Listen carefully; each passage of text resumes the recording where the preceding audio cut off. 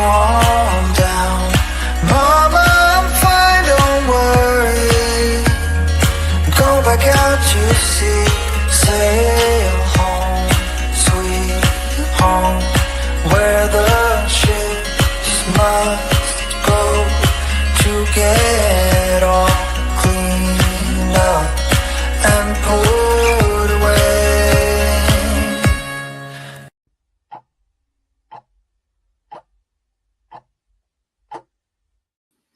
Hello and welcome to another Friday Live with Galt Advocacy. I am Dakota, who you might sometimes see on here with Caleb, and today I'm joined by our founder and CEO and everything else, mother of many, Myra Galt. How are you doing today, Myra? I'm good. I'm glad to hear it.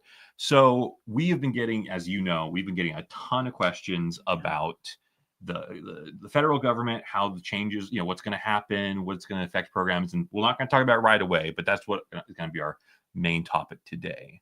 Yeah, there's a lot going on, and we're getting calls constantly from our sweet clients that we love. And so today we decided I should kind of address the subject of public benefits and what's going on. Yeah. And people are worried, it can be a scary time when things change, and it's a very there's a lot of talk about it lately, and so it's something that we want to address. We want to make sure that we try to give as best information we can. And before we jump into our main topic, I think we were supposed to talk about the upcoming seminar. Teresa specifically asked us to let people know about the upcoming seminar. So if you haven't seen it on our Facebook page already, we're going to be coming to the San Diego area. Is it what city is it? Because we're going to the Marriott Suites in La Jolla. I don't know where I'm going. That's one, La Jolla. That's the place. I just go where they send me. April 5th, I believe. Yes, that weekend, the first weekend of April. And so we're going to be going down there. Me and you are going to be there. Nicole, who does our Spanish Facebook Lives, she's going to be there as well. And Myra. Oh, yes. Myra and Myra are going to be there. We hired a young woman who is amazing, and her name is Myra. And it does get just a little bit confusing. Yeah. Anyway, if you like the video, definitely leave us a like, share it, comment. We will try to get to some questions while we're doing this today, but we have a few topics prepared. So we'll start with that, and then we'll get into So I look forward to going to San Diego and seeing a few of you that are the regulars, our clients that we already have down there. But, if you have a friend that doesn't know about IHSS, or maybe you're concerned that they're not getting very many hours, bring them along. Or if you know someone who is caring for an elderly parent or an elderly person in their home, bring them along, because we are really working a lot with the elderly across the state of California, especially those with dementia. We want to keep them in their homes. So, be sure to bring a friend. I think there's plenty of space in that. Oh yeah, I'm sure there is. So Teresa just posted the link to that seminar in the comments. So if you find her link there, it's up on the screen as well. You can go there to sign up. Again, it's totally free, and it's in the San Diego area. So we hope to see you all there. All right. Do you want to get into that topic today? Which one? The Well, you got a whole bunch of things for me to talk about. Yeah. Okay. Well, why don't we start big picture? Let's start big picture. Big picture. What right now?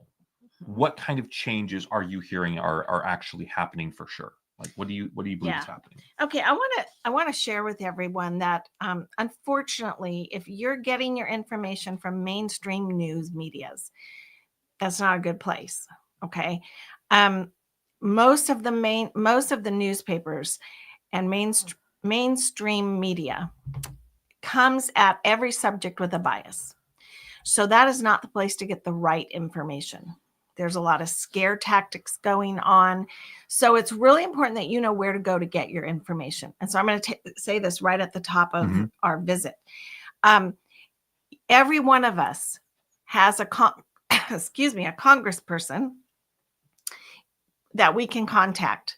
They are the ones that know exactly what's going on. So if you have questions, You contact your local congressman. If you need to know where to go, you can just Google who is my congressman, and they'll have you put in your zip code, and then that'll tell you who you have. And there's different, there's people all over the state, and these are the people that go to Washington. They're part of Congress. So that is who you go to get real-time information. They'll be happy to call you back. You can even walk into their offices. Like here where we live in the Santa Rosa, Sonoma County area, there's like 5 or 6 offices that we can go right into. We can go in and meet with people. You may not meet with the congressperson yourself, but you'll meet with their aides, and they'll make sure to get your concerns passed on. So right at the top, I want to say that's where you go to get the information. So you're saying to go to a primary source, basically. Right. Now, that's actually very true. And I do want to add on to that because I was, trying to do some research for this live the other day. And I ran into an issue of even just trying to get basic information. When you Google something, you get sort of like an AI summary nowadays, yes, which can be helpful. And they provide sources, but sometimes they don't know what source is actually credible. I looked up just very basic information about regional center and asked, well, how much money does regional center get from the government, from the federal government? And it popped up with a thing that said, with a source, and it said over $2 billion a year, which is quite significant. And then I looked, well, how much is their total budget in the year? And depending on the year, that would make federal money something between 9 and 10% of their whole budget, which is quite a lot. But then when I looked and I found the actual budget and the funding sources, like from DHSS, Department of Social Services, DSS. That's the one. And I looked at where the money come from.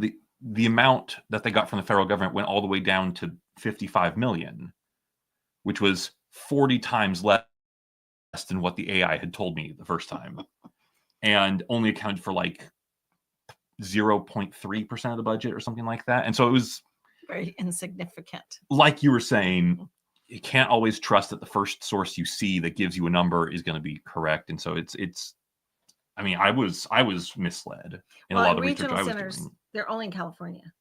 So it's a very small. Yes. And you'd expect a very small amount there. AI might have connected to other states that have something called a regional center, but not the same as what we have in California. So you're going to get you're not going to get accurate information. I'm going to give you an example of a budget cut that I'm getting a lot of calls for. Okay. People are saying, oh no, they're cutting Medicaid. And in our state, Medicaid is Medi-Cal. We call it Medi-Cal. But people are really worried that that's going to affect their benefit. What's happening is this new administration is doing what's called kind of an audit. My husband was an auditor. No one likes them.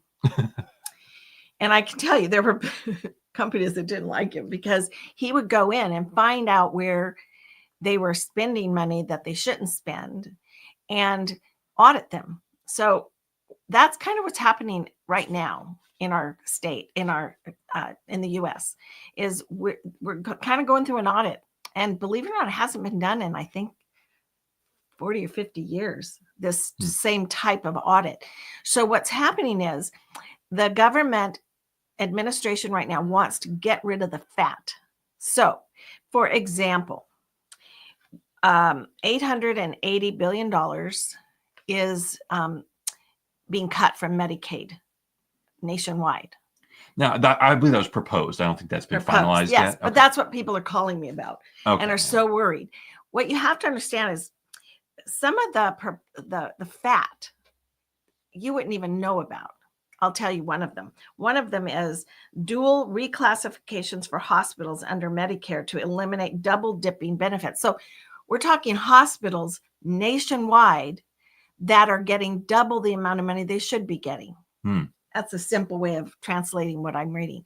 That's fat that they're cutting that you and I don't even know about, but it's being exposed now. It's being, they're finding out that there's all these things.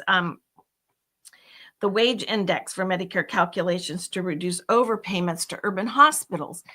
we don't even think about that. But apparently there are overpayments to urban hospitals. So there's the cuts that are being made are from the fat. Mm-hmm. And we all do that in our own budget, unless we're, wealthy, which I'm not. So, my husband every now and then will say, we got to cut the fat here, honey. You're eating out too much. A joke. Or maybe, I told him, I said, I'll let my hair go gray. That'll cut the fat. I'm paying a lot of money. He said, no, he wants me to keep paying for that. So that wasn't considered fat. Okay. Mm-hmm. So you have to realize that the government needs to have these exercises where they get rid of the fat, because then there'll be more money for all of us in the benefit programs. So let me ask you a question. When you're saying like the 880 billion that's proposed to be proposed taken out of the Medicare, Medicaid, right? Medicaid. Are you saying that a lot of that is not that they're going to lessen the amount of people who can be eligible, but rather that there's overpayments and things to that extent, that much of it? Well, you think about a hospital and how many hospitals across the nation. Most every hospital must take the poor, and that includes people on Medicaid. Mm-hmm. So take all those hospitals and think about how often they are doing these things that I've learned about, and cutting that fat, well, that gives our government more money for us. Those are my tax dollars and yours. I don't want them going for a hospital double dipping. We warn our families not to double dip, don't we? We tell you, if you're getting IHSS benefits for this, and you're also getting regional center services for this, and you have the regional center person do the IHSS work, that's double dipping. Mm-hmm. A type of double dipping. Well, that's what's happening across our nation. A lot of this is stuff that we don't even know or understand. So what's happening is people are seeing this number proposed, and then they're calling and thinking, oh my gosh, they're going to take away my IHSS, or they're going to take. No. I'm on the board of directors. I'm the vice president and on the Coalition for California Welfare Reform Mm-hmm. in Sacramento. And so I have met with my colleagues up there who are all attorneys. And the CEO is just like me. He's a well-known advocate in the state of California. He rubs elbows with the Congress and the Senate and legislation here in California.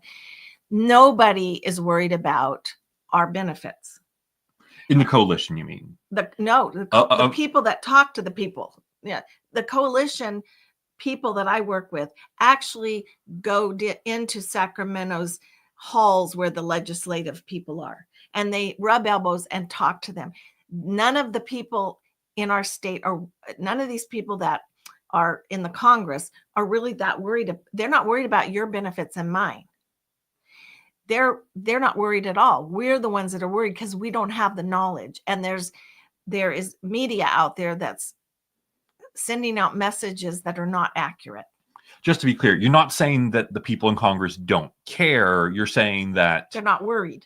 They're looking at the picture. They're looking at their understanding of the situation, and they don't think it's going to be a problem. They don't think it's going to affect because you have their constituents. You have to understand, cutting the fat is one thing. Mm-hmm. Cutting a benefit that's mandated by law is another.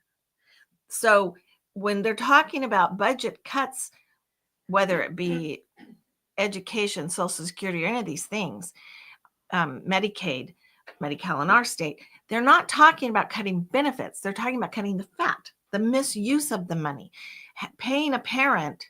Let's get real here. In California, oh gosh, in the year, I think 2010 or 2008, somewhere in that time period, our state decided to close all of our developmental institutions where a person that was really needy as a child or young adult, and I'm going to sneeze. Tissue, please. Do we get tissues? Right behind you. Right behind me. Oh. That little box right by you. There you go. Sorry. That's the I last took your one. last one. Don't sneeze twice. All right. Sorry, everybody. Okay. While you're doing that, Alyssa did ask a question, not quite related to the topic, but we'll take this. Will you be taking any questions outside the benefit change topic? Will Myra be doing an adoption topic soon? I'd be happy to. But we'll get to that in a little bit. So we decided in our state, by a vote of the voters in this state, to close down all of the developmental centers and to transfer the people that were in those centers into group homes or into their own loving family home. Mm-hmm. And we'd pay those people. That's our IHSS program. Our IHSS program. And regional center throws in personal assistant and things like that. Mm-hmm. Well, the law said they had to have them all closed by December 31st of 2018. How do I know that so well? Because I continue to get phone calls from the regional center to open one of those homes. And I thought about it, but I just can't do everything. So here's the problem we have in our state. Our state knows we don't have a place to send all of our loved ones that we're caring for at home. And back in the day, 20 years ago, it was over 20 years ago, it was costing over $1,000 a day to care for these people in the institutional setting. Well, now they're paying us what, $3,000, $4,000, $5,000 through in-home support. Huge tax saving. So in our state of California, there's no place. If they got rid of IHSS, there'd be no place for. Yeah, they don't have anyone to take care of these people. That is not going to happen. I've been reassured that isn't part of the plan, but there is a lot of misuse of the federal funds, and that's what's happening in Washington. Is they are auditing, and maybe they're cutting things they shouldn't cut, but they're cutting a lot of fat. That's our tax dollars that's being wasted. Let me ask you a hypothetical regarding IHSS we were just talking about. Now, let's say if the federal government did decide they didn't want to have anything to do with funding it, they didn't want to give us give the state rather any money to support that program. One, do you think the state would pick up the bill and continue to provide IHSS? And would that have any effect on just the state as a whole, the people on the program, or in your mind, do you think that would still go unaffected? I spoke to our CEO of the Coalition for Welfare Reform in Sacramento. And here's the deal. The amount of money that the federal government pitches in for our IHSS is small. It's not a ton of money. And IHSS in our state, we're the only state that has that type of program. Mm-hmm. Other states have similar programs, so I can't speak on their behalf, but I can say for California, the benefit of IHSS and paying the parent is all something that was determined by law.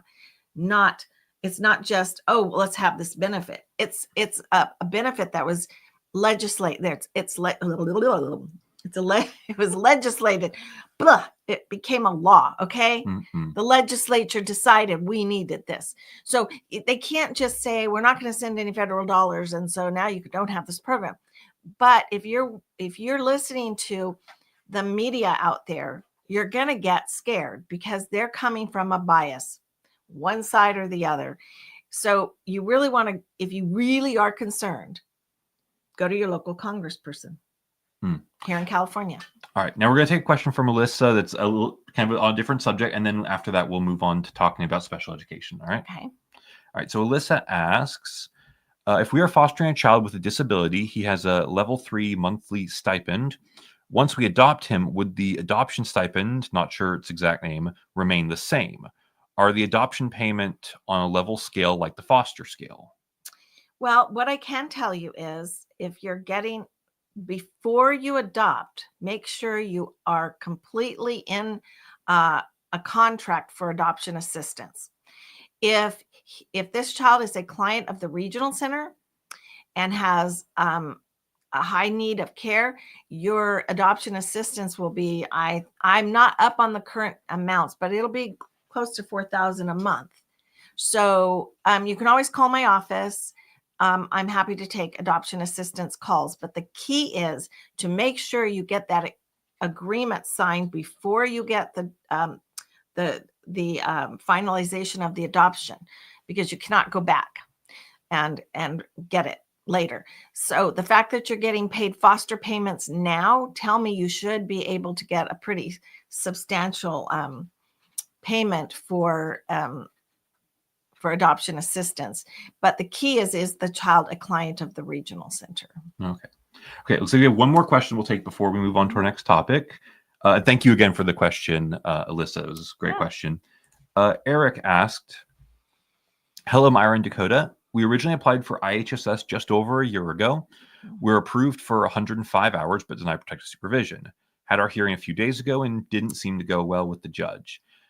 We had so much supporting documentation. If we need to reappeal and are approved, then will we still get our backdated hours? Okay, it really depends on the age of your child. I have 69 hearings ahead of me for the next something like that. 2 months. Yeah. So I've been doing hundreds and hundreds. I've done over 1,000 hearings just for protective supervision. I know these judges. We got a crop of new judges in 23, and I think it was 23, maybe 22, but 22 or 23. Got a whole new crop of judges that only do IHSS court cases with us.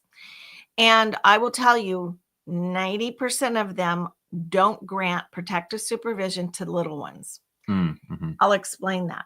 I don't know the age of your child. So if you want to add that to your comment, that would help. But if your child is young, 3, 4, 2, 3, 4, sometimes even 5, it's the law, the parental code says it's your job to provide protective supervision. So the only way you can get protective supervision for a little is if you can show in evidence, not just your testimony, in evidence that this child requires far more supervision than a neurotypical child of the same age. Mm-hmm. Not only far more, but they also at that age automatically need 24-hour care. So you got to show how the 24-hour care is even far more than what a neurotypical child would have. Should add, it's actually not Eric who's asked the question. It's actually his mom, Linda. He's 37.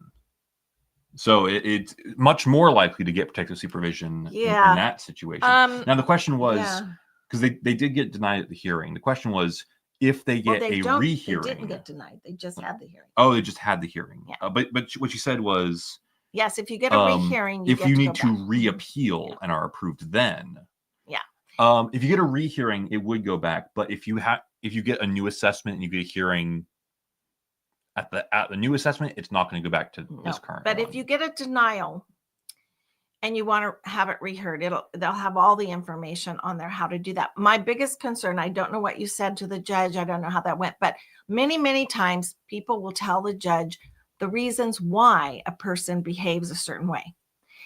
When you tell the judge those reasons, example, well, she saw some birds outside on the front lawn and wanted to go see them. That's why she eloped. Mm-hmm. Sorry, you lose. They'll say, well, you only need to watch her. You only need to supervise her when there's birds outside. Predictable. Yeah, it's predictable. Of course, you know when there's going to be birds, right? A 30-something-year-old person, we as parents and family members always want to say why our child, I have a daughter who's 32 almost with Down syndrome.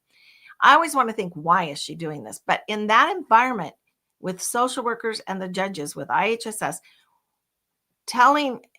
guessing why or thinking you know why doesn't mean you actually know why. Mm-hmm. And we make that mistake. And so then we pass on our assumption to the judge. The judge takes that as literal fact. Mm-hmm. So I don't know what you told the judge. I don't know if you'll win or lose, but if you lose, it'll tell you on the front of the decision how to appeal it. More than likely, you won't win on an appeal, a rehearing appeal. I'll tell you why, because the judges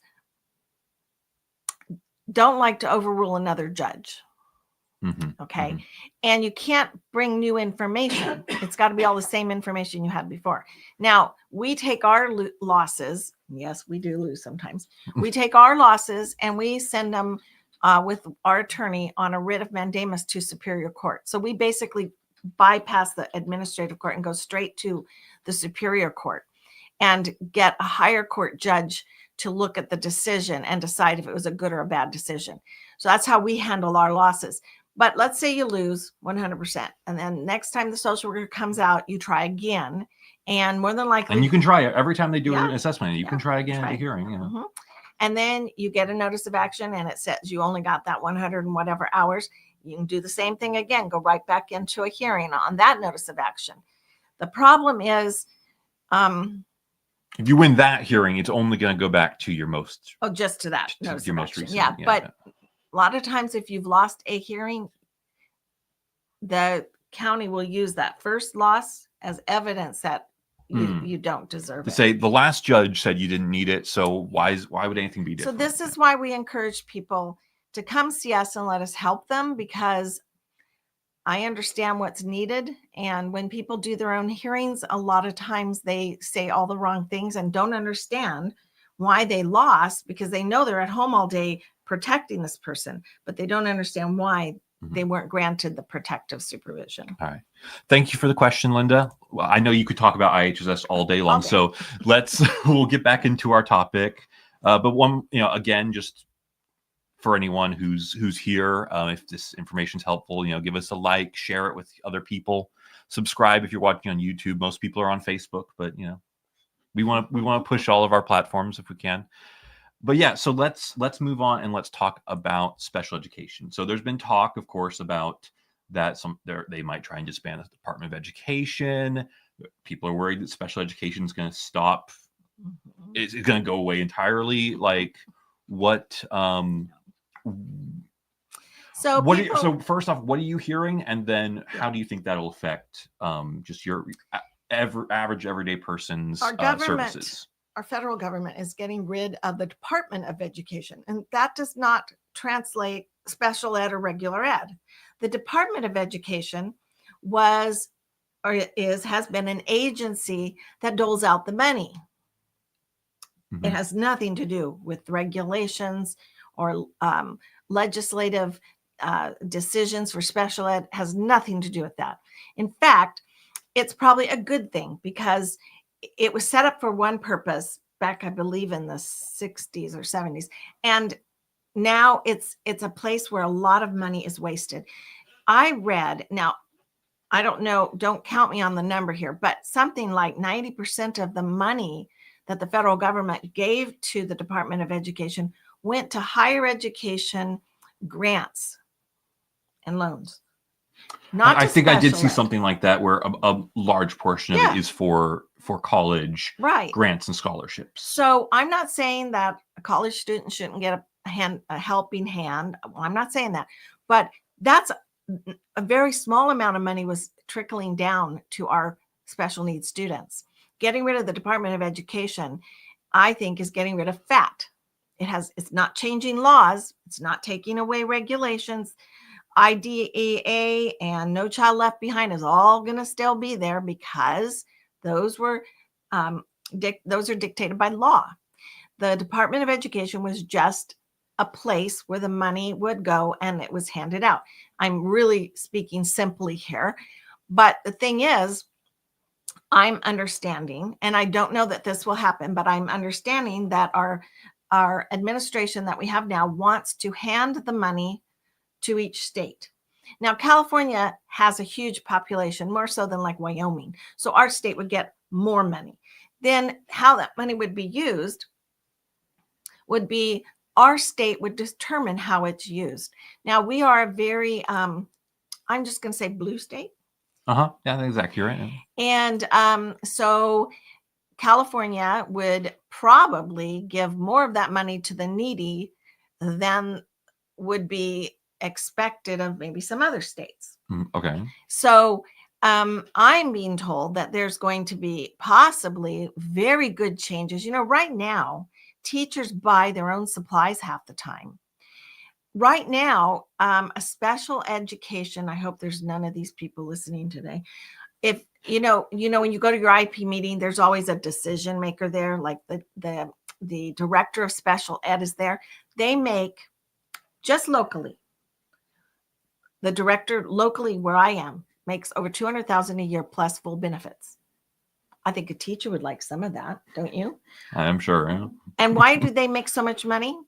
They're making so much money to tell you, no, you cannot have a one-to-one, or no, you cannot have more speech and language. So we've run into this for years doing special education support. So what you need to know is what's coming down for education is actually probably going to make our education setting much better for our kiddos, not worse, much better. We're getting rid of the waste. The Department of Education, it's getting rid of the middleman, kind of. Mm-hmm. So let me see if I'm understanding what you're saying. You can tell me if I'm getting this right or wrong. So you're saying that even if there isn't a Department of Education, the money that is supposed to be sent for education is already like mandated to be sent. Mm-hmm.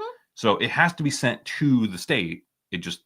Well, right now, the money goes directly, or has been going directly to the Department of Education. And they have a whole organizational structure to decide. And you're paying the salaries of the people in the Department of Education. It's like a middleman.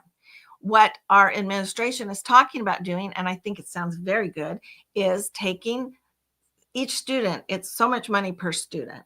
So the more people in your state, the bigger the amount of money. Yeah, giving it to the state and letting California figure out what they want to do with that money. How much of it are they going to want to give as loans to our students in California? How much are they going to give to special ed?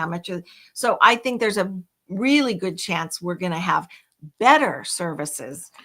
And you were saying that because, California may have a tendency to want to support the needy, the disabled, poor communities, that those areas might get an increase in funding and maybe less for the fairly well off, the richer areas of the state. I agree. Well, is that what you're saying? No, I think could at least possibly happen. It went well for school special ed.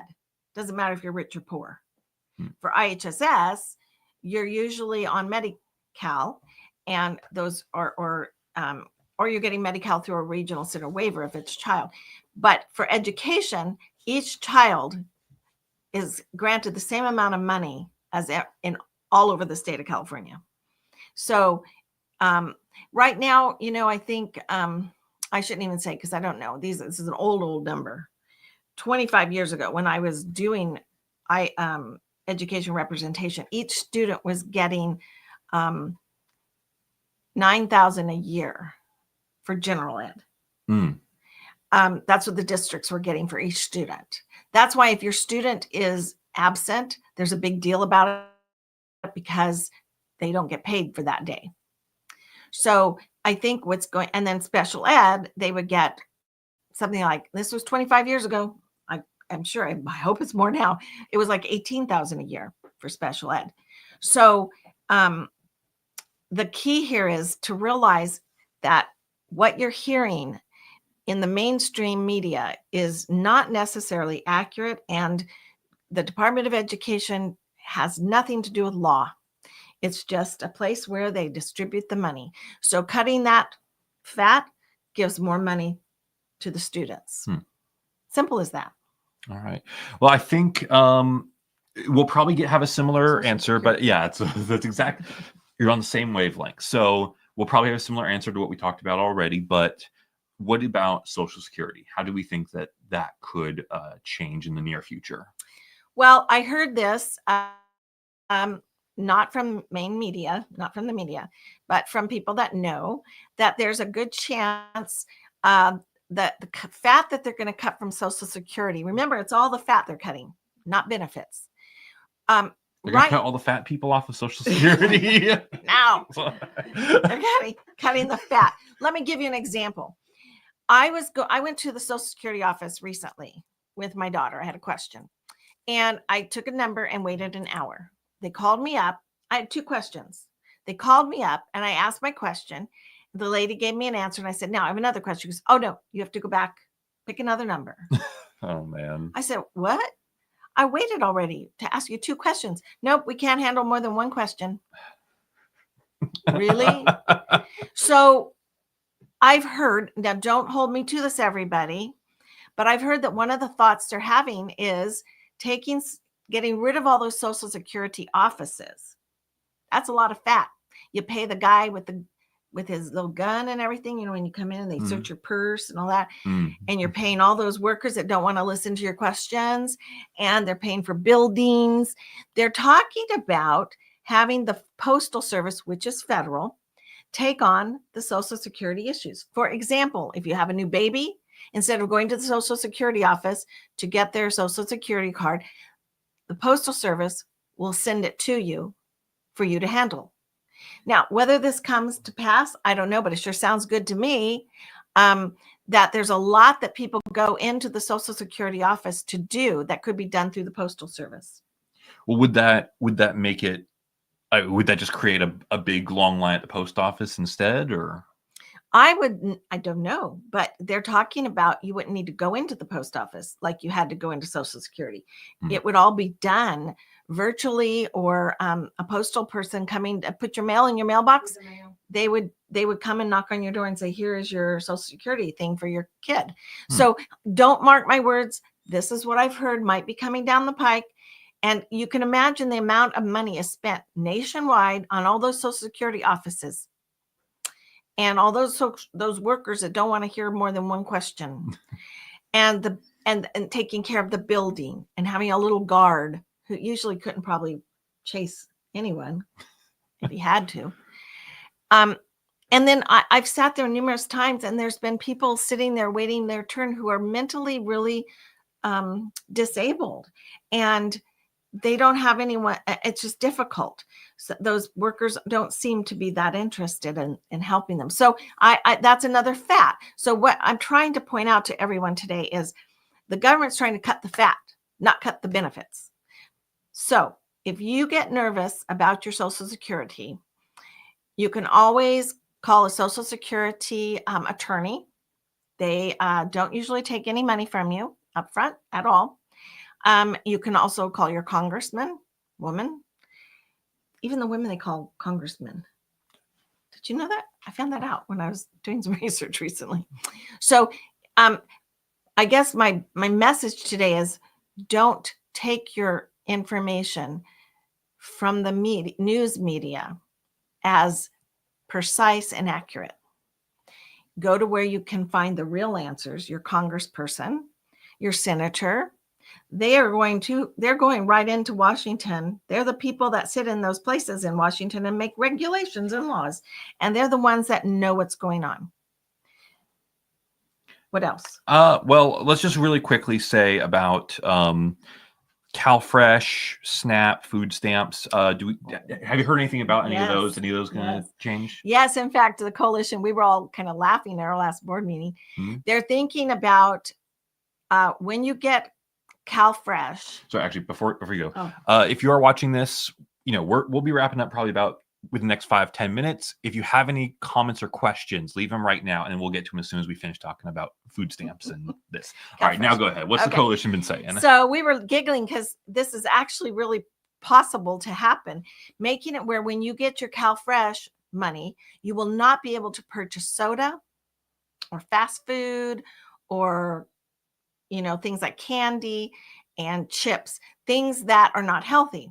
I like that. I work with so many families that have children with autism, and the parents will always say their favorite food is pizza, nuggets, right? French fries. Their brain cannot be healthy if that's all they're eating. So I'm not telling you parents that I'm shaming you or anything like that. Just make sure you're giving them some really good vitamins, But the thing is, but if they get diabetes, it's going to be a much bigger deal for problem. them. Yes, and tough, especially when they have autism. Yeah. Yes, I know. I have children that are now grown, but my special needs kids, we had times where they wouldn't eat anything. Stephen would only eat his toast and his yogurt and his Nutri-Grain bar. That's what he lived on. Then there was a time where he only wanted split pea soup. Go figure. My family will not eat split pea soup now because there's so much split pea soup in the house. So, and then my daughter Emily would only eat spaghetti, and she's now 30, and we finally got her out of that in the last couple of years. But I would do all kinds of things in that spaghetti to make it nutritious. Carrots and You know, she would not know. As long as it was a little bit sweet and it was a tomato-y based sauce, she'd gobble it down and had to have cheese on it. oh yeah. So anyway, I'm just saying that's what I'm hearing coming down the pike for CalFresh. They're not going to change the money for you. They're not going to make it smaller. But what I'm hearing is they may minimize what you can use the money for. And I think that's good. You can't use it right now on alcohol or cigarettes, any of that stuff. But they're going to take away your ability to use it on food that's not healthy. Really gonna put the fresh in CalFresh. Yes. All right, let's go through these comments real quick, and then we'll sign off. All right.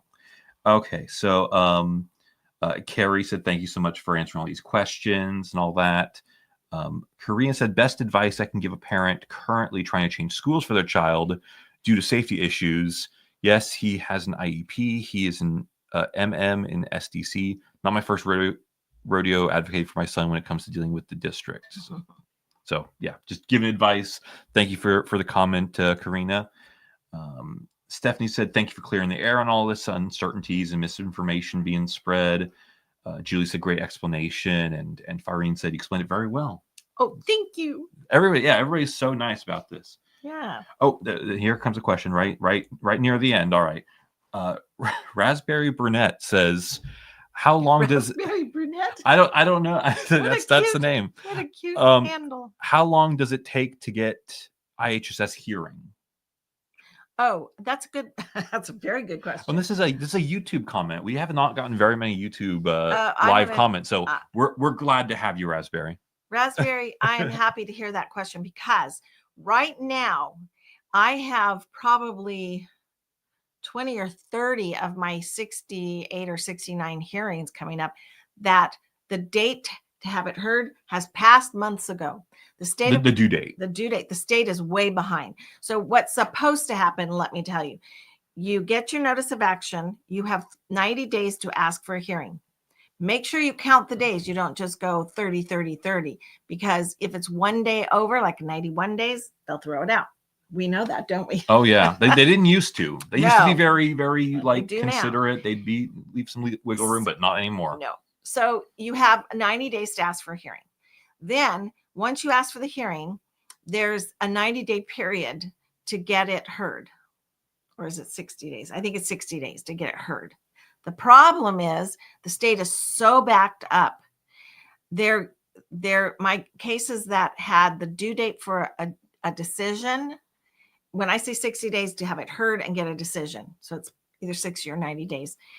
I've got right now hearings next week that were supposed to have a decision in October last year. So they're very, oh yeah, I've seen them. Yeah. And so what it's supposed to be and what it is now is not happening. I go to a meeting every 8 weeks or so. I meet with the presiding judges over the state of California administrative court system. And they're aware of the problem. Yeah, they are very aware. And we talk about it all the time. There is so many hearings being asked, not just for IHSS, but all the other programs. There was a problem after COVID. People were still getting CalFresh benefits that they were not eligible for before COVID. So that's clogging up the system too. Because when they lost their CalFresh and were told they weren't eligible any longer, they filed for hearings. So there's a backlog of a lot of stuff going on. There's also been Medi-Cal can sometimes be very slow in providing something, like someone needs a wheelchair or they need a chemotherapy, something like that. And they're having trouble getting Medi-Cal to okay it, approve it. They file for due process. So these kind of things clog the system. And right now there's just a lot going on. So the judges are aware of it. The state's aware of it. Also, they've had trouble keeping judges. So that they're low on judges. So that's another issue. So, well, thank you so much for your question. Farine asked a question as well. Said, how long does it take if I change county from LA to Riverside? My son already is getting approved for IHSS PS. So county transfer, how long does that usually take?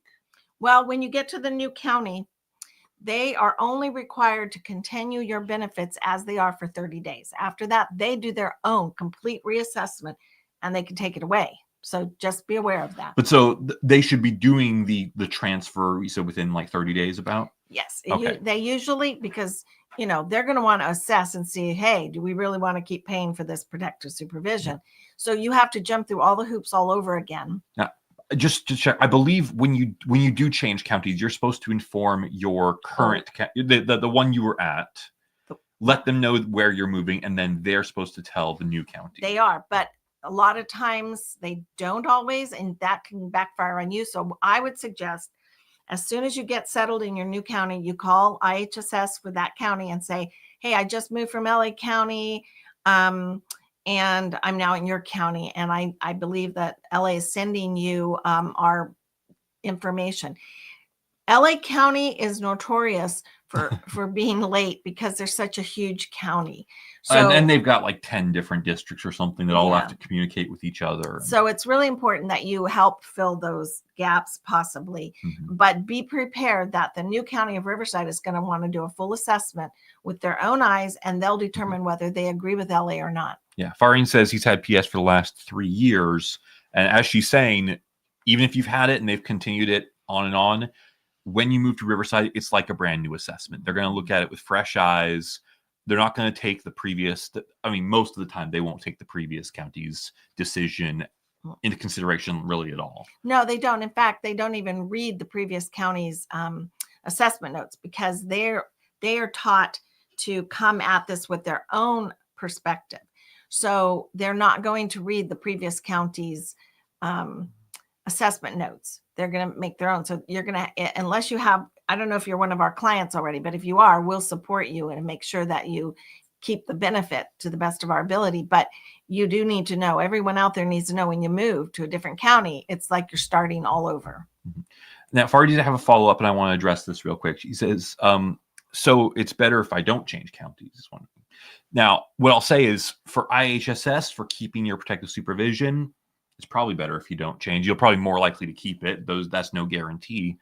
But there are a lot more factors than just IHSS. There could be very good reasons to want to move to Riverside instead of staying in LA, cost of living reasons. Different counties have different pay rates. I don't know how they compare. Yeah, I'm not sure. I think LA is lower pay than Riverside. They might, I think. Yeah. I might. So the pay rate might be higher in Riverside. There could be other factors like, there's a lot to consider when it comes to it, but yeah, it's very. But there is a risk involved in moving counties if you are happy with your current allotment of hours. And one thing you all need to know is, every single year, this is why people that are our clients choose us. Oh, and he said that his son is our client. So yeah, if you're our client, you're going to call, make sure. Yeah, definitely. If you do decide to move counties, let us know so that we can help you prepare for that assessment. If you're our client, Christina does most of the reassessments. She's highly trained on that. And she knows if you've moved, what she should and shouldn't say to the new social worker, or what she knows what you should and shouldn't say. So as you know, if you're our client, that's one of the ways we protect you. So I wouldn't say stay in LA. Since you're our client, we can help you. Now, if they take away every year when they come out, whether you've been in I have people call me who had protective supervision for 15 years for their loved one. And all of a sudden, some social worker comes out and takes it away. So you can't just assume it's going to always be there. So every year, if you're our client, every year we're there with you. That's part of what we provide for people, so that we make sure that you say and do the things that you need to make sure that you show the social worker the need for the benefit is still the same. It's still there, and they need to continue it. All right. Okay, we're getting a couple more questions, so we'll try and get through these quicker. Real quick, Farine asked, Norwalk Whittier also comes in LA County, right?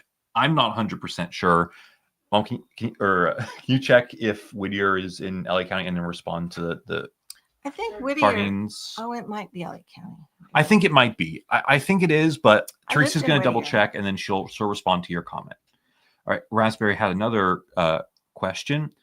How much do you charge for respite advocacy?